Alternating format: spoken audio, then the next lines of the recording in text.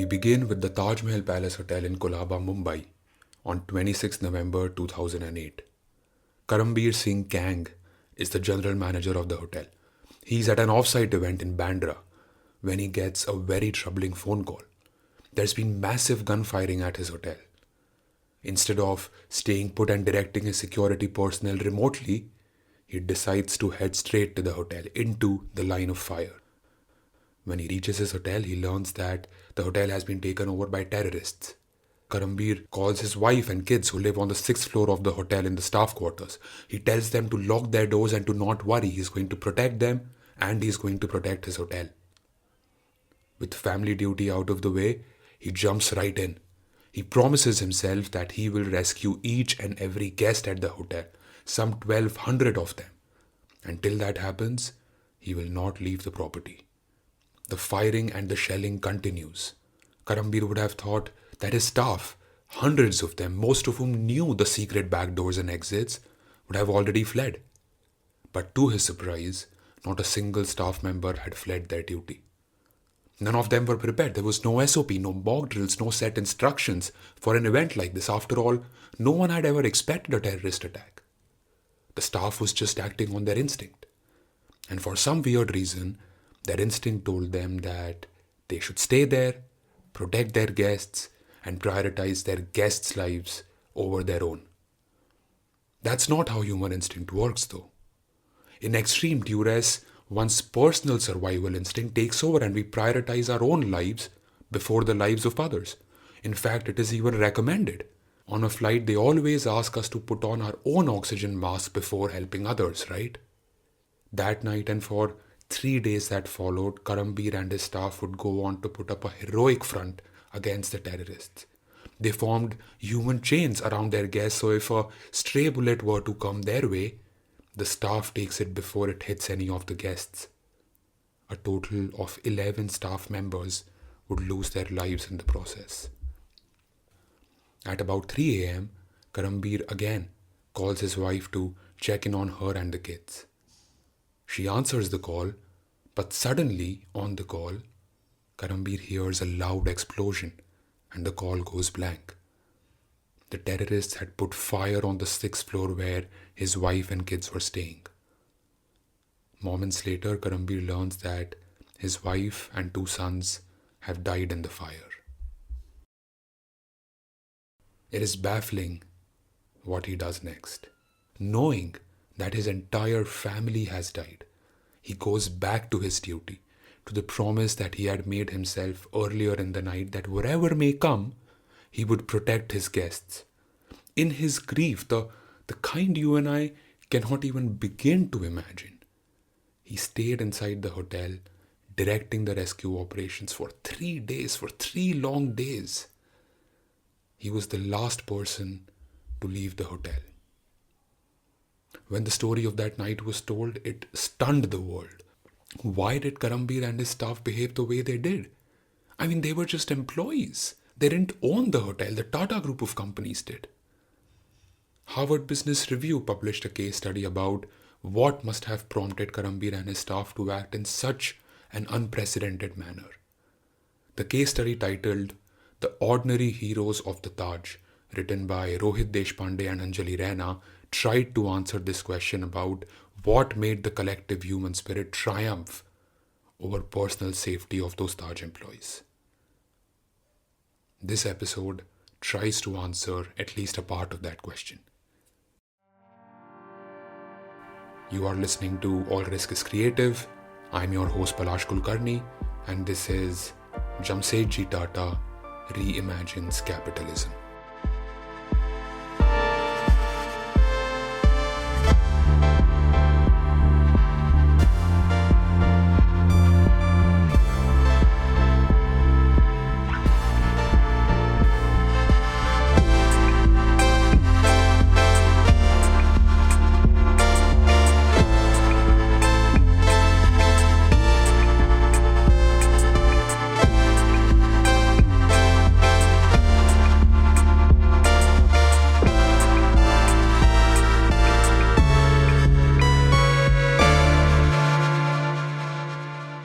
basic wisdom of behavioral economics says that within a company, the man or woman at the top, the CEO or the MD or the founder, should stand to gain the most if the company does well.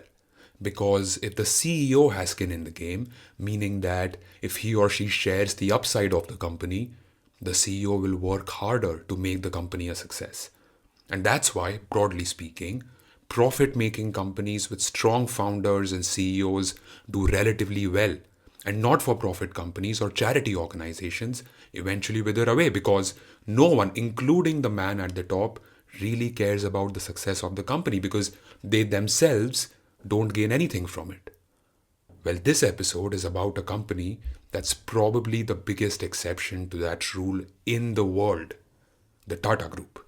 The Tata Group is the largest philanthropic group in the history of capitalism in the world, period. Its founder, Jamsetji Tata, the subject of this episode, is the highest individual philanthropist in history with an individual contribution of over $100 billion as per the Hurun list of philanthropy, the gold standard of these lists. This is more than Bill Gates or Warren Buffett or whoever you keep hearing about in the news related to philanthropy. The Tata Group of companies, or Tata Sons as it is incorporated, counts as its biggest shareholder Tata Trusts, which is a not-for-profit organization and holds 66% stake in Tata Sons. It's hard to determine the exact value of all Tata companies put together because some companies are publicly listed and some, even big ones like Air India, Tata Electronics, are privately held. But estimates are about $500 billion or thereabouts currently, which would make it one of the most valued Indian conglomerates, if not the most valued.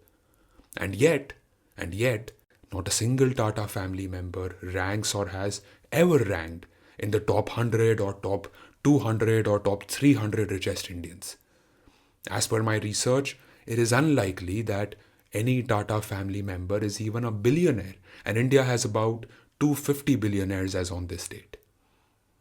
So how did the Tatas do it? Well, the story begins in the 7th century CE in Persia, which is modern-day Iran. The Sasanian Empire falls in the year 651 CE, and with that Zoroastrians, the adherents of the religion Zoroastrianism, which was the state religion of the Sasanian Empire, flee their homeland. The first wave of refugees come to the coast of Gujarat in India. The legend goes that when the ruler of that land, a certain Jadav Rana, received the first wave of Zoroastrian refugees, he was skeptical to give them refuge in his kingdom. He demonstrated by pouring milk in a vessel up to the brim and told the refugees, "Look, my kingdom is full, there is no space for you." To which one of the refugees replied by adding sugar to the milk, dissolving it, and said, "We will mix with your kingdom without displacing you, and in fact will sweeten it further." Now, of course, this tale is apocryphal. It probably did not happen. But this tale captures the essence of Zoroastrian migration and their eventual settlement in India. They did mix with the people of the land without displacing them, and boy oh boy did they sweeten it good. The first fire temple was built in the year 721 CE in Sanjan, near the town of Navsari. And as the Parsis, that's what they'd come to be known as eventually, as the Parsis had hoped, they were able to preserve and practice their religion freely. They preserved their holy book, the Zendavesta, and their principal belief, the main teaching of Zarathustra, of Humata, Hukta, Varshta, meaning good thoughts, good words, good deeds. I spoke to a few Parsis as part of research for this episode, and from my conversations, it became very clear to me that there is this innate sense of gratitude that the community has towards India and Indians. Of course, they don't see themselves as non-Indians because they've been living here for thousands of years now, but they do recognize that this is the only place in the world where they were able to preserve their religion, preserve who they are. And as a result of that, the Parsi community, even to this day, is one of the most patriotic communities in India. And they are perhaps the most economically prosperous community in India given their extremely small size. And there are historical reasons for it. One reason why the Parsi community has been so successful is because of the community's attitude towards wealth creation. and how it has differed historically from the majority Hindu community. You see, as Hinduism came into its own, especially with the influence of Advaita Vedanta, Hindu beliefs took a turn towards the ascetic, the belief that wealth creation wasn't necessarily a morally desirable virtue, that an ascetic life without materialism was superior to a life of material wealth. In fact, we see this thread continuing all the way to Gandhi. Now, of course, whenever one talks of Hinduism, it is wrong to paint the entire religion with one broad stroke, but over time, Hindu communities did develop customs and practices that made it harder for them to create wealth. As an example, if you've listened to the Ramanujan episode, you would remember that as late as early 20th century, it was considered inauspicious for Hindus, especially certain Brahmins, to leave the shores of India. Well, if you cannot leave the shores of India, how will you participate in maritime trade, which was the principal source of wealth creation during that period? The Parsi belief towards wealth creation, on the other hand, is a lot more liberal. Zarathustra teaches in Zendavesta that humans should choose and align themselves with Spainta Menu, the progressive, creative spirit, rather than Angra Menu, which is the destructive spirit. This choice means active participation in building and creating and advancing the world and not renouncing it. Even the headline belief of good thoughts, good words, good deeds gives the Parsis a sort of a moral license to create wealth as long as that wealth is reinvested or given back to the community. So it has these dual opposing impulses. It is morally positive to create wealth on one hand. You should create wealth, but you should give it back. The second impulse justifies the first. I think it's a beautiful, constructive piece of faith. And so, around the 18th and 19th century, as maritime trade blossomed on the west coast of India, the Parsis were the first Indians to participate in it. One such Parsi family in the town of Navsari in Gujarat was the family of Tatas. We are in the early 19th century now.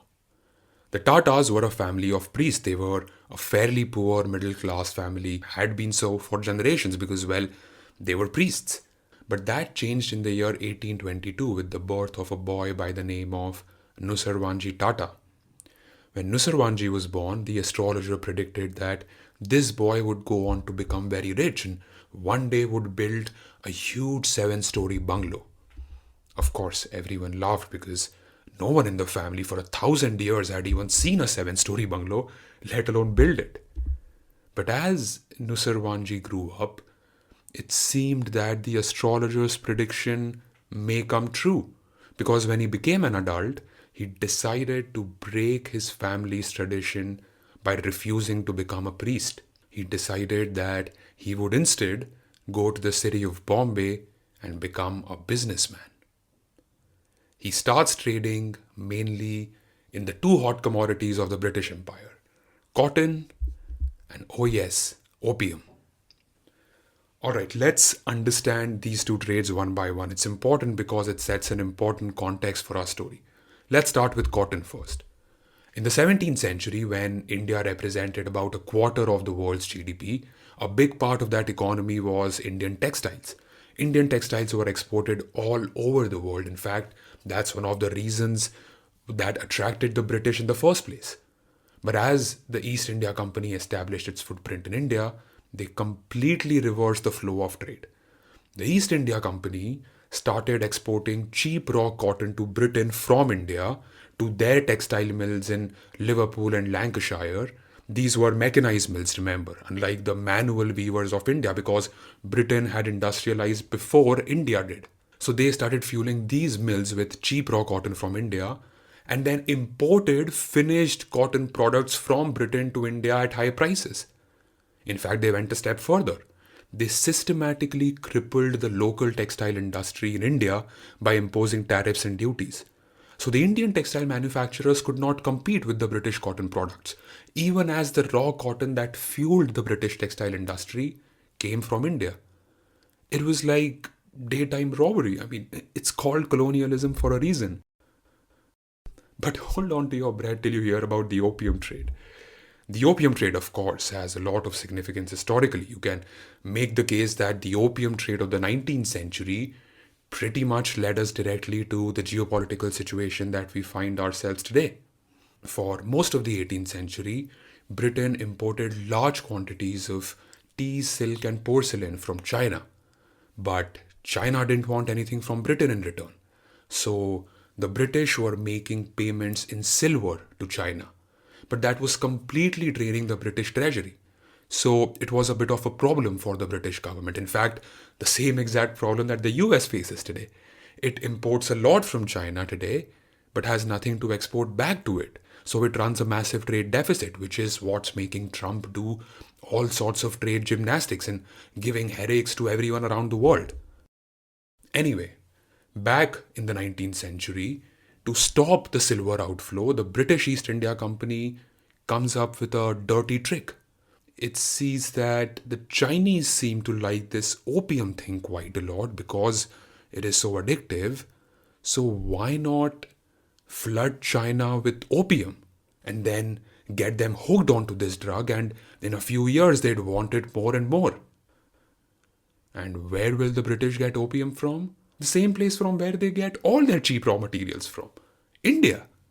So the British East India Company built a state-backed monopoly on opium cultivation in Bengal and other parts of India, and then used opium sales to finance their purchases of Chinese goods. And soon enough, as the British had engineered, China faced an epidemic of opium addiction. The addiction problem became so severe that the deficit completely reversed. Now, China had a trade deficit with the British Empire. The Qing dynasty, in power in China at the time, soon banned the import and trade of opium. But the trade continued for many years through illegal means, ultimately leading to the two opium wars and the signing of the so-called unequal treaties between China and the European powers in the 1840s. And it heralded what in China is called the century of humiliation. This century of humiliation would become the cornerstone on the basis of which Mao would resurrect China in the 1940s and 50s. To this day, the Chinese haven't forgotten their 100 years of humiliation. To this day, they have not been able to trust the Western powers because of those 100 years and those unequal treaties. Never again, the Chinese say. Now, back to the Tatas. Nusarwanji Tata, the hot young Parsi trader in the new hot city of Bombay, participated in both these trades. Also tea and spices, but mainly cotton and opium. And he was quite successful. But as it would turn out, something of far greater importance to the fate of the Tata family and to our episode here was happening back home in Navsari. His eldest son, Jamsetji, who was born in the year 1839, had begun to show a lot of promise as a young child. He was quick with numbers, he excelled in his school curriculum, and he was generally very curious about the world around him, way more than children his age. He was also very religious. And so, as Nusarwanji started finding his foot in the business, and after Jamsetji had had his Navjot ceremony, which is the Parsi initiation into the religion, much like baptism in Christianity, he moved his family from Navsari to Bombay because he wanted his son Jamsetji to get Western formal education. So the family came to Bombay in the mid-1850s, and Jamsetji, still a teenager, was enrolled at the Elphinstone College, the first in his family to get a formal education. And as his family and everyone around him had expected, Jamsetji aced his college and graduated as a Green Scholar. He was so exceptional that the college repaid his entire fees after the program ended. Now, one of the teachers at the Elphinstone College was Dadabhai Naoroji, a name I'm sure you've heard of in your history textbooks. Let's put a pin on that name for a second because Dadabhai Naoroji is going to come back to our story and play a very pivotal role in just a bit. So after Jamsetji graduates from college, Nusarwanji decides to involve him in his trading business because why not use your own genius of a son to help you out in your business? So right after college, Jamsetji is sent to China to take care of the opium business. But the writing was on the wall. As I said, the opium trade wasn't going to last very long with the tensions between the Chinese and the British rising. But there was another historical event unfolding far across the seas in the Americas whose impact would be felt all over the world, including the Tatas. The American Civil War begins in the year 1861. The war disrupted the cotton fields in the American South because, those fields were essentially powered by African American slaves, and Abraham Lincoln was trying to abolish slavery. So you got the Civil War. So the Civil War disrupts the flow of American cotton to Britain, opening up even more space for Indian cotton to fill those British mills. And Nusarwanji Tata, yet again, seizes this opportunity and sends his most able employee, his own son, to Britain. Of course, the cotton prices skyrocket and fortune smiles on the Tatas. The most successful period of Nusarwanji's business career had begun. And as the astrologer had foretold in his prophecy, Nusarwanji did actually go on to build a 7-story bungalow as the American War raged on for 4 more years. But in 1865, suddenly, the Civil War came to a halt. Slavery was abolished, and cotton prices came crashing down. And as it always happens, when a bubble bursts, Nusarwanji was left holding huge quantities of worthless cotton that had no market value. He almost went bankrupt and had to sell the 7-story bungalow that he had recently built. Turned out the astrologer had only told half the story. This was a catastrophic failure for the Tata family. Jamsetji Tata was still holed up in England. He was 25 years old when tragedy struck the Tata family. It was harsh, but it was the medicine that the patient needed. It would turn out to be a blessing in disguise. Not only for Jamsetji, not only for the Tata family, but I believe for India itself. Because it is in this period, in the aftermath of a tragic failure for his family business, Jamsetji developed the philosophical foundation of what was to become the Tata Group.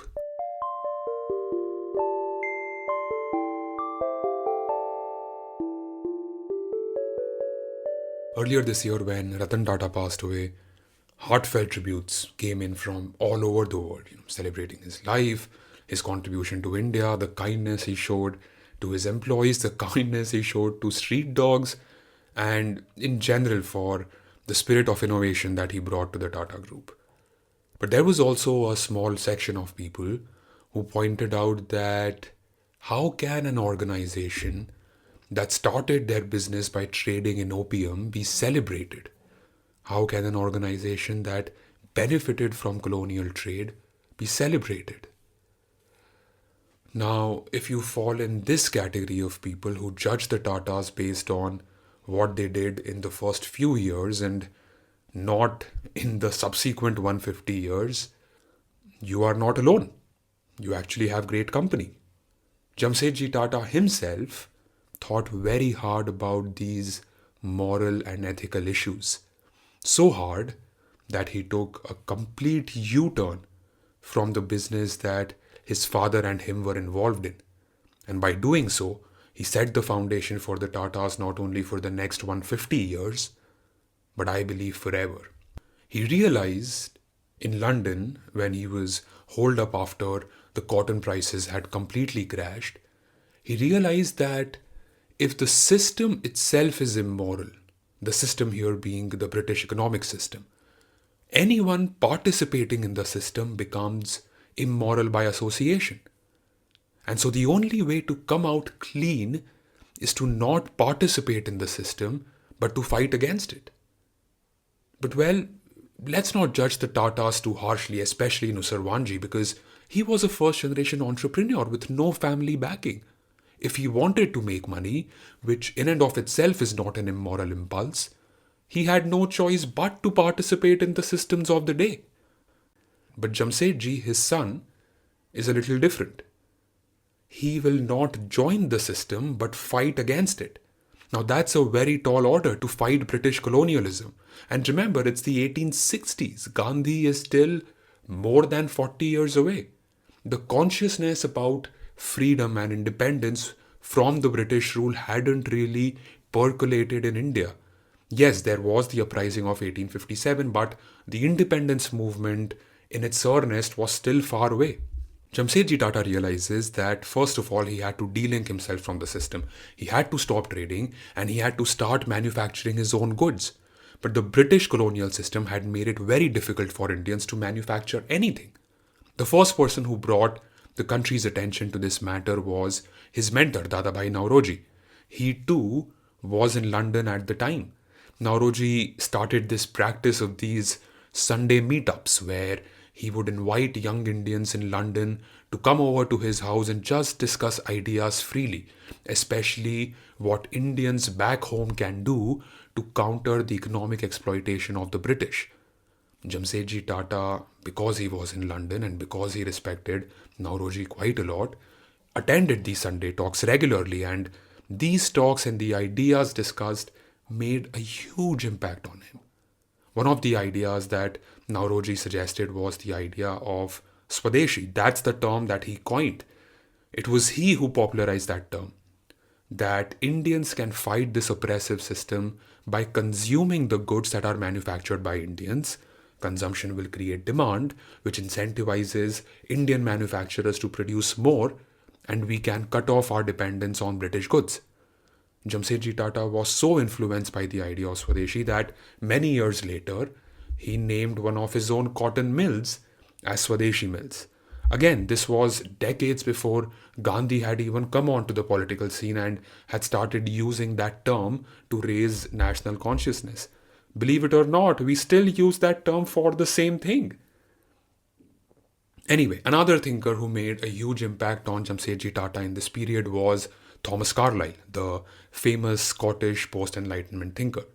Especially a lecture that Jamsetji Tata attended in which Carlyle made this remark that the country that will have steel will have gold, because steel was gold. These were the times of steam engines and railway tracks and industrial machinery, and all of it required steel.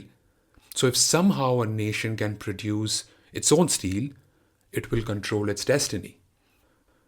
That day, in the 20-something Jamsetji, a dream was born that one day he would set up his own steel plant. Another thing that Jamsetji became very interested in, almost obsessed with, was energy. It was clear at the time that energy or electricity was going to be the currency of the future. You see, Jamsetji was a voracious reader. He read widely and he was deeply, deeply curious about the world. Much later, people around him described him as this, very restless soul who just wanted to read everything, know everything, and do everything, even though he didn't have the money to. I mean, remember, he's still a small-time trader, a failed trader at that. And he's still in his 20s. And here he is dreaming about starting his own steel plant, his own power company, and that too in India, where the ruling dispensation at the time would do everything in their power to stop him. There's something else that Jamsetji deeply cared about, which was his Parsi identity and his Parsi consciousness. If you look at the pictures of him from the time, you'll always see him in his Parsi headgear, in his long Parsi beard, and a dressing that's very emblematic of how Parsis dressed at the time. I think Dadabhai Naoroji had something to do here as well, because he too was a Parsi from Navsari, and in fact when he took oath as a parliamentarian in Britain, he refused to do it on the Holy Bible and insisted on doing it over Zend-Avesta. And as we discussed, one thing that comes with being a Parsi is this immense sense of patriotism and gratitude towards India, which Jamsetji had a lot of. Another thing that comes with the Parsi territory is the headline principle of good thoughts, good words, and good deeds, and its economic manifestation, which states that businesses should contribute back to the community. Now, of course, what they had been doing was not in line with this belief. Jamsetji recognizes that.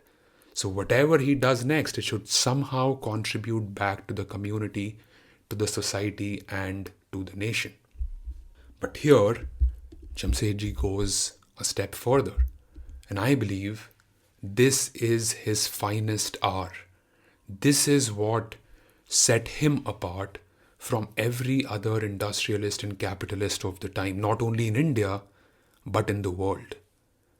There aren't many quotes directly available from Jamsetji because he was a very private person. But thank God this quote exists because it perfectly encapsulates the extremely forward thinking of this man and how ahead of his time he was. I quote, "There is one kind of charity that's very common. It is that patchwork philanthropy which clothes the ragged, feeds the poor, and heals the sick. I am far from decrying the noble spirit which seeks to help a poor or suffering fellow being. But what advances a nation or community is not so much to prop up its weakest and most helpless members, but to lift up the best and the most gifted so as to make them of the greatest service to the country. I prefer this constructive philanthropy which seeks to educate and develop the faculties of the best of our young men." End quote. This was his single biggest creative achievement because from this idea came the idea that he did not want to create an organization that only gave back to the community and the nation, but an organization that existed for the sole purpose of the community and the nation. Because a nation grows when its best talent, its most hardworking, its most ambitious, get the opportunities that they deserve to grow. This dichotomy, this difference in attitude is still so valid today. This whole idea of giving back to the community has been misused so badly. I mean, this is what the whole idea of CSR is, right? That you can do whatever you want to earn your revenue as long as a portion of that revenue goes to the community. It gives rise to very schizophrenic organizations like Shell, as an example, which is one of the biggest polluters of the environment on one side, as well as one of the biggest contributors to climate conservation efforts through its CSR division. In contrast, Tata Sons is owned 60% by Tata Trusts. The largest shareholder in the Tata Group of companies is the community. A business that doesn't merely give back to the community, but exists for the community. The seeds of this unique structure were sowed by Jamsetji Tata, and we'll see how. So in 1868, at 29 years of age, Jamsetji Tata returns to India with a dream. Of course, he cannot start with steel and power. No Indian before him had owned a steel or a power company. He's going to make his way to his dream, taking one step at a time. He begins with what he knows and understands best, which is cotton. He starts his own cotton manufacturing facility, his own cotton mill called the Empress Mill near Nagpur in the then central provinces because, that's where cotton was grown. There's a very interesting story about how he actually wanted to set up the mill in Jabalpur, which is in current day Madhya Pradesh, because if you visited Jabalpur, and I have, you know that the river Narmada creates these massive waterfalls, and Jamsetji Tata wanted to set up a hydroelectric power plant to harness that energy so he could power his own mill. It's funny because the first hydroelectric power plant in the world had not been set up yet. And here's this guy dreaming so big, so out of his turn, that he wanted to set up the world's first hydroelectric power plant in India.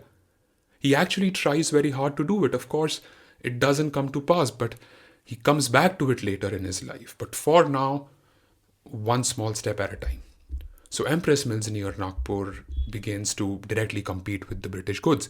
Jamsetji puts a nice marketing spin to the company by branding it Swadeshi. But the brand itself isn't going to take you far. The product itself has to be of a higher quality. And higher quality machinery is a no-brainer. He has to do it. But Jamsetji realizes what it takes many years for most young business owners to realize, that the business is nothing without its people, without its workforce. If the workforce is happy and driven and taken care of, the business will automatically take care of itself. It again aligns with his idea of creating a business that exists for the community and not merely gives back to it. And so, in his cotton mills, he became the first Indian to introduce something which was very radical at the time, which were provident fund schemes. This was not only unprecedented in India, but also unprecedented in England. Most cotton mills in England did not have provident fund schemes until the British government mandated it in 1908. Jamsetji also goes the extra mile and installs dehumidifier machines on the shop floor. He sets up daycare facilities in the factory so that families don't have to worry about their young infants when they come to work. He also creates an appraisal system, a system of variable pay so that workers feel like they have skin in the game. And most importantly, he pays his employees far more than the market rate, while paying himself lower than what a cotton mill owner would make in those days. Way lower, actually. Flash forward to today, remember, no single Tata family member is a billionaire.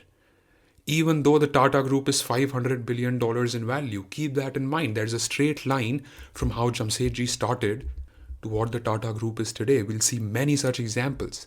Now, back in the 1870s, all those things that Jamsetji did would have been impressive by themselves, but what makes them especially commendable is the fact that Jamsetji was still operating under an oppressive system himself. He did not pass on that oppression to his workers. He not only protected them from it, but also went out of his way to care for them. Here's a colonized man in a colonized country doing better for his workers than the colonizer in their home country. And it paid him back. Empress Mills soon started generating huge profits, which allowed him to set up even more cotton mills. But because of his success, Jamsetji sort of became an eyesore in the eyes of the British. And we'll see how they use various ways to sort of stop him and put him in his place. Now, Jamsetji here faced a critical choice. He could just set up even more cotton mills and call it a good, successful life. Why bother with steel and power? Life is good, family is rich. Why bother with taking on the colonial government and invite all the trouble? He was also in his mid-40s by now, so, as a person ages, his dreams soften. But not Jamsetji. If he had just kept on building cotton mills, we would not be talking about him today. And Tata would have just meant bye-bye to us Indians. Because Jamsetji's life goal wasn't to become rich. His life goal was much bigger than himself. He wanted to do something for the nation. So he returns to his dream of India and Indians producing their own steel and their own energy. He begins with steel. In the early 1880s, he starts collecting samples of iron ore and coal, both important raw materials for setting up a steel plant, from various regions in India, and sends them to Germany for testing to assess if the samples are good enough. Now, of course, as I said, the British didn't want any of this to happen, let alone happen. They basically laughed at the idea. How can an Indian set up a steel plant? Needless to say, the steel plant dream takes a long time to come to pass. Jamsetji Tata had to bide his time. Through the 1880s and 1890s, he continues his own homework of identifying the suitable sites, testing the minerals, trying to raise capital, and more importantly, watering his own delusion that one day, despite all odds, he will set up a steel plant in India. Finally, the right time came in the year 1899. Lord Curzon, the then Viceroy of India, liberalized the iron and steel industry and allowed private individuals to create enterprises in steel. This was because a geological study had found that India had massive iron ore deposits and the government realized that they couldn't possibly utilize all of it. So why not allow private British citizens to set up their own steel plants? Still, they weren't thinking about Indians, by the way. So when they came to know that Jamsetji was wanting to set up his steel plant, they basically laughed him off. Here's what some of them said.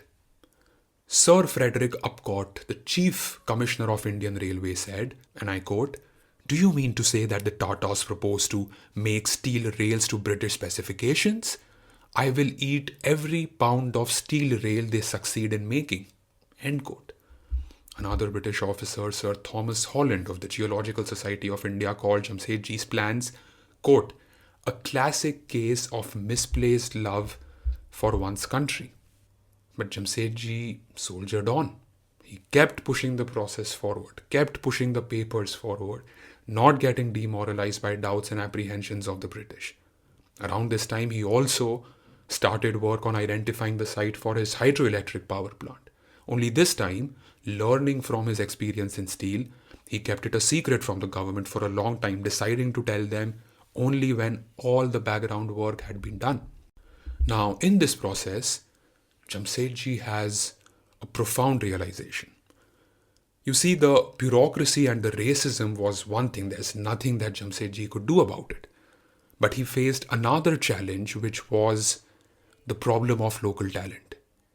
For setting up both these projects, he had to depend on foreign prospectors, foreign engineers, and foreign technical students because the Indian talent just wasn't trained and educated enough in science and engineering. Now, this is a problem that Jamsetji thought he could do something about. And it was a big problem because one day, India will be independent. There will not be any colonial government to hold Indians back. But then what? If Indians aren't trained and skilled in science and engineering, even after independence, we'd be depending on other countries. So of what use is that independence? With this in mind, another dream is born in Jamsetji. He decides to set up a university for scientific and engineering education, the Indian Institute of Science, or IISc, as it would come to be known later. There's, of course, an interesting story here involving Swami Vivekananda. Jamsetji met Swami Vivekananda on a ship, interestingly the same ship that was taking Swamiji to Chicago for the now famous World's Parliament of Religions, where Swamiji delivered that iconic speech. Jamsetji discussed this idea with Swami Vivekananda, that he wants to set up this university, and Swami Vivekananda was super enthused about it. In fact, later he would call IISc as, I quote, "No idea more potent for good of the whole nation has seen the light of day in modern times as IISc," end quote. The story that Swami Vivekananda actually gave the idea to Jamsetji is incorrect. Jamsetji had already been thinking about IISc for a while before he met Swamiji. In fact, Jamsetji was so impressed with his conversation with Swamiji that later he even offers him the first chancellorship of IISc. Swamiji refuses because he has other things to do, but they had an interesting correspondence, and I can link their correspondence in the show notes. Another project that Jamsetji undertakes is building a world-class hotel for Bombay. This is the Taj Mahal Palace Hotel, of course. Again, here too, there are many apocryphal tales about how the hotel came to be.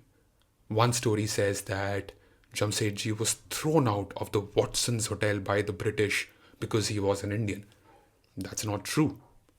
Another story is that one of Jamsetji's many heroes, Mark Twain, once visited Bombay and complained that there was not a single good hotel where he could stay. So Jamsetji decided to right the wrong. This is also not true. The truth, unfortunately, is a bit boring.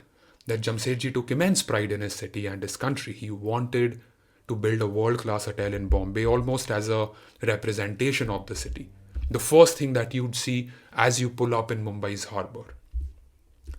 Now, you'd be surprised to know that the Taj Mahal Palace Hotel, which is bang opposite the Gateway of India, was actually built before the Gateway of India. So the Taj Mahal Palace Hotel was the gateway to India before the Gateway of India. And it was a hotel like no other. It was the first Indian hotel with electricity, first with electric elevators or lifts, first with advanced refrigeration and many other such firsts. This project, surprisingly, did not face a lot of opposition from the British because, well, the high-ranking British officers directly benefited from it. They could finally go to a place where they could have their parties and their women could let their hair down and have a jolly good time. Now, there is no way to confirm this, and this is just my speculation, but I suspect that Jamsetji played smart here. Because having read a lot about Jamsetji in this past 1 month, it's hard to imagine that he'd be that interested in building a 5-star hotel. It almost seems like that it was a way to get in the good books of the British so they help him push some of his other projects.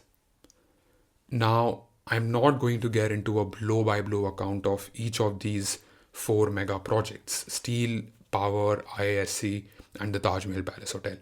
There are 3 books that I'd highly recommend on this subject if you want to read more, and these 3 have been my main source material for this episode. The first is called For the Love of India by R.M. Lala. The second is called Jamsetji Tata, Powerful Learnings for Corporate Success by Harish Bhatt and R. Gopalakrishnan. And the third is probably the most famous, is The Tatas, How a Family Built a Business and a Nation by Girish Kuber and Vikrant Pandey. I'll leave the Amazon links to each of these 3 in the description. Now back to the story. Well, fate loves irony, because out of the 4 mega projects that Jamsetji started, he could only see the hotel to full completion before he tragically died in 1904 at 65 years of age. And he knew that would happen. He knew that the other projects were so ambitious and the British would put so many hindrances in the way that he had to ensure that the work continues long after he's gone. He had already started involving his sons, Dorabji and Ratan Tata, not this Ratan Tata, of course, the older Ratan Tata, in his businesses, and he had started imparting them with his values. That was more important to him. He also knew that he cannot teach values to them just like that. He has to show them. He has to live his own values. Only then they will be fully understood, and only then those values will be institutionalized for many decades to come. And so before he dies, he writes a will. And in his will, after making provisions for his family, he carves out about 50% of his wealth for charity, especially the establishment of the Indian Institute of Science. You can imagine how strongly Jamsetji set the example, because his sons, first of all, they complete all his unfinished projects. The steel plant starts operation in 1912. They set up a whole steel town called Jamshedpur, obviously named in the honor of Jamsetji Tata, its founder. The hydroelectric power plant starts operation in 1915 in Khopoli near Bombay. IISc welcomes its first batch in 1911 in Bangalore, where it is to this day. In fact, the establishment of IISc put Bangalore on the map as the science and technology capital of India, which it continues to be to this day. So each of Jamsetji's dreams come true, unfortunately, after his death. And each of those things still exist more than 100 years later. Tata Steel, Tata Power, IISc, and of course the Taj Mahal Palace Hotel. But completing these specific establishments was not the only thing that Jamsetji wanted his sons to do. He wanted them to institutionalize the right values in stone, so that for hundreds of years, these values continue to guide the Tata Group. And as he had hoped, his sons carried on the good work. In fact, they went a step further. They bequeathed their entire share in Tata Sons to philanthropic trusts. Later, some more family members joined and did the same. Collectively, all these family trusts were grouped together under the umbrella of Tata Trusts, which today holds 66% stake in Tata Sons, the holding company of the Tata Group. The biggest creative contribution of the Tatas to capitalism is this idea of a custodianship.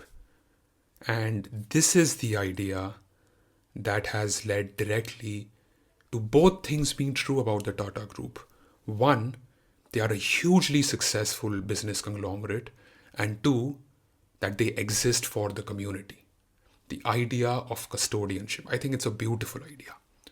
That the chairman of the group is a mere custodian of the company. The company is larger than any one individual or any one family. It is the company that is forever. It is the company that holds the values together. So whatever is good for the company, that is the right thing to do, even if it comes at the cost of an individual or a family. And if I may give a metaphysical analogy here, the company is the soul, and whoever becomes the chairman is its body for a very short period of time.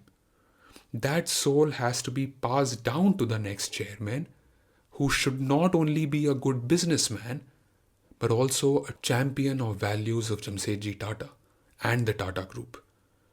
That's why the Tata Group has been successful after seeing 8 chairpersons. Peter Thiel has this great quote about the very moment a company is founded. It is from his book 0 to 1. He says, and I quote, "The founding moment of a company happens just once. Only at the very start do you have the opportunity to set the rules that will align people towards the creation of value in the future. The act of creation is singular, as is the moment of creation, and the result is something fresh and strange." End quote. How prescient Jamsetji was in recognizing this truth. He had to do it once. He had to make his sons buy his vision, so they institutionalized it. And then the juggernaut will keep rolling. And he was right. The best example to illustrate this is the current chairperson of Tata Group, who is not from the Tata family. His name is N. Chandrasekaran, or Chandra as he's lovingly called. He started his career as an intern at TCS in 1987, and from there he rose through the ranks to head the entire group. By the way, Chandra has been such a good chairperson that his tenure was recently extended till 1932, breaking the company's norms of allowing a person to be the chairman beyond the age of 65. Chandra is already pushing 63, I think, but the man still runs marathons, so he's way younger than his biological age. Before being the group chairman, he was also the head of TCS, where he started his career as an intern, as I said. So imagine for an intern to become the group head, the number of promotions it must have taken. And in each of those promotions, he was judged not only for his business and technical acumen, but also if he can embody those old Tata values. Rakesh Jhunjhunwala, the great investor who died recently, called Chandra a gift of God to the Tatas for all the good work that the Tatas had been doing for all these decades. Now, it is more likely than not that many of the subsequent chairpersons of Tata Sons are not going to be from the Tata family, but from the employee pool. So in a way, the company has to groom each and every employee so that one day if they become the chairperson, they are the right person for the job. And the only way to achieve this, is to hire explicitly for values and integrity over skills and talent. And as per the Harvard Business Review, this is what explains why those Taj employees behaved the way they did. Because each one of them was not only hired for their skills, but also if they can embody and perpetuate Tata's values. I'm directly quoting from the case study here. I quote, "This behavior was not merely a crisis response. It was instead a manifestation of the Taj Group's deeply rooted culture. The key ingredients are a values-driven recruitment system that emphasizes integrity and duty over talent and skills, training of customer ambassadors who serve the guest first and the company second." It's important. The guest first and the company second. And a recognition as reward system that values well-earned plaudits from customers, colleagues, and immediate supervisors over money and advancement. The unusual hiring, training, and incentive systems of the Taj Group have combined to create an organizational culture in which employees are willing to do almost anything for their guests. End quote. By the way, as a quick aside, you may have heard from very well-traveled people that Indian hotels are the best, that the kind of hospitality you get in Indian hotels is the best in the world. Well, the Tatas have a lot to do with that. They pretty much founded this industry. Remember, they literally started a luxury hotel industry in India back in 1904. In fact, over the last 120 years, not only the hotel industry, the Tata Group gave India its first steel plant, first power plant, first university for higher scientific education, first five-star hotel, as I said, first cancer research hospital where even to this day, poor patients with cancer are treated free of charge. Also, India's first commercial airlines, Tata Airlines, which became Indian Airlines and then Air India later. Now it's back with the Tatas. India's first fully indigenous designed car, Tata Indica by Tata Motors. And in a fitting case of poetic justice here, Tata Motors would later buy out Jaguar and Land Rover, the crowning engineering achievements of the British Empire. What 150 short years can do. Without the Tatas, India would not have been what it is today, because they not only contributed directly to the nation, but I think more importantly, they set a standard for other Indian businessmen and conglomerates on how to conduct themselves. I think all of them fail in front of the Tata standards, but I think they try. They look up to these people a lot. The amount of trust, love, and respect the Tata name brings to each and every Indian is unmatched by any other company. And that's a huge tall task given how large the organization has become, employing over 1 million people worldwide.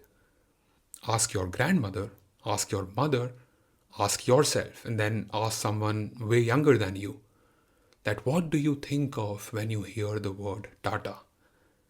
They are good people. Each of them will likely say. That's what the Tatas have earned in the last 170 years. And that's a huge compliment in a culture that has a very socialistic DNA. Ramchandra Guha, the historian who tends to be of socialistic tendencies, even he called Jamsetji one of the greatest Indians to have ever lived. I would say that he's perhaps one of the greatest capitalists in the history of capitalism. He is one of one when it comes to reimagining the capitalist model and maximizing not only for shareholder returns, but also for elevating the world around. It is possible. He dreamed, he did, and he was right. That's all on this episode of All Risk is Creative. A very happy new year to you and your family. I want to leave you all with my favorite new year wish, which comes from Nassim Taleb, as I wish the same for you. Here it goes. I hope the new year delivers to you something you highly deserve, but were too humble, too thoughtful, and too realistic to wish for it. And with that, see you next year. Bye-bye.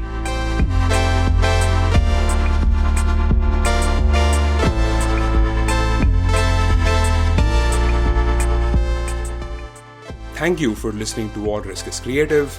This podcast is owned and produced by Cosm Entertainment Private Limited. Original music composed by Mehul Fadnavis, sound mixing and mastering by Ankit Thakur. And I'm your host, Palash Kulkarni. You can find me on X at A Bigger Splash.